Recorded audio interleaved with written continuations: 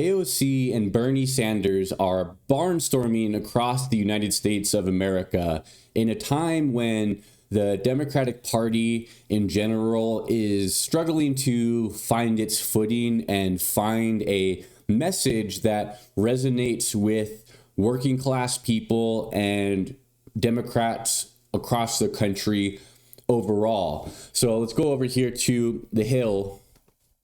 We're going to read this quick article. Sanders AOC hit the road for a populist revolt.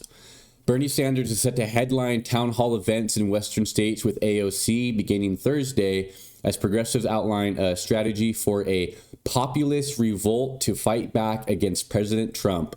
Sanders' rallies across the Midwest have drawn huge crowds, with thousands of supporters in small towns and rural parts of the country gathering to hear his message on lifting the working class. Those events have been among the few bright spots for Democrats who have largely struggled to land on a consistent message or united front against Trump during his second term. Polls show that the Democratic Party's brand is at an all-time historic low point, while Trump's approval rating is hovering near all-time highs. There was a NBC news article that came out that said that the Democratic Party's favorability is currently at 27% among registered voters, which is the lowest that it's ever been. Sanders advisor Faiz Shakir said he's received countless questions from Democrats about how the 83-year-old is able to marshal such intense enthusiasm in surprising parts of the country.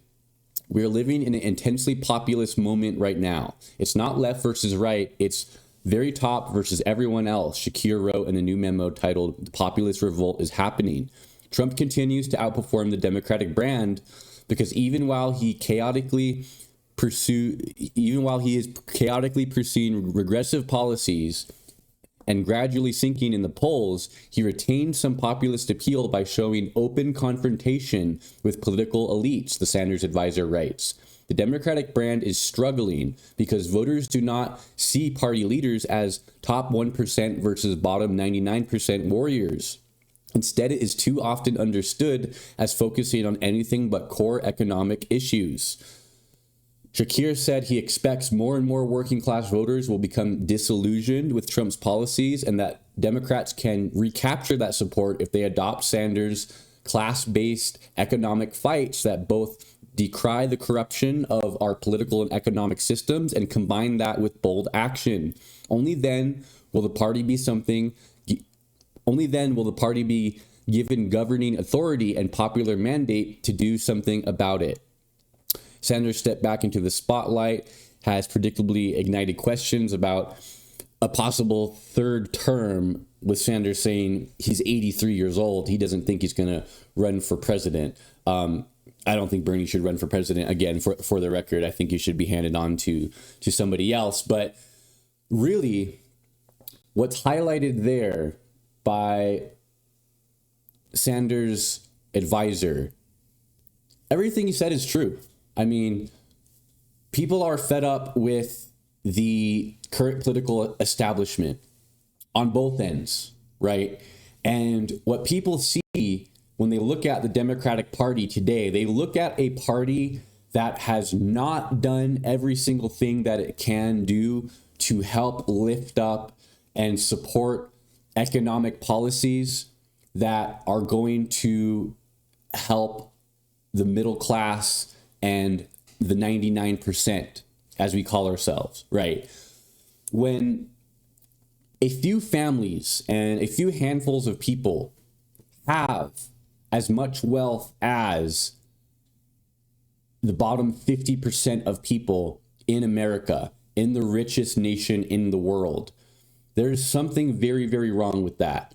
We live in a country where there is more than enough to go around for every man, woman, and child.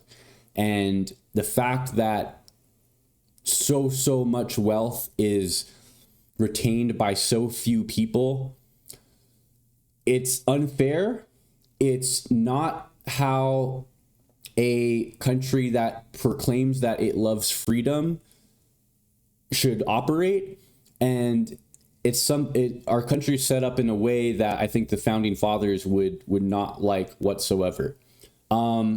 And really what we're seeing here is Sanders and AOC's approach to championing economic policies over everything else, making that their key point that they deliver home, right? Things like raising the minimum wage, guaranteeing paid family leave, things like universal basic income, things like guaranteeing funding for Social Security. These are very, very popular things with Americans. And it seems like something that what went wrong in the Harris campaign is they overcomplicated it for people. And it's not that Harris and Walz had no good ideas whatsoever, but the Democratic Party needs to center around a core populist message. And they need to, from the top down, meaning the party leadership at the very top, needs to begin to say these populist things that are exciting voters and bringing them out to these Sanders AOC rallies in numbers that are very, very surprising. We need top-down messaging, consistent messaging from the party leadership that is centered on a core populist message that is easy to understand and that resonates with the vast majority of American people. Because what we're seeing is that populism is the way that politics is going. And the Democratic Party can either center itself around a message that resonates with the vast majority of working people in America, or it can continue to get its butts kicked in election after election after election as they try to appease and be moderate and be attractive to people who are disillusioned with Trump, but also don't want populism, which is a very few, very small amount of people in this country, I believe.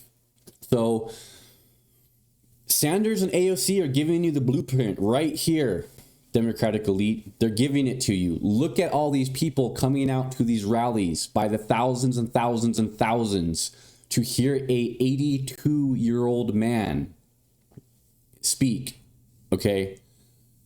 It is astonishing, and it is the path that the Democratic Party needs to be following if it is to remain relevant and if it is to compete with MAGA Trumpism in this day and age in the United States of America.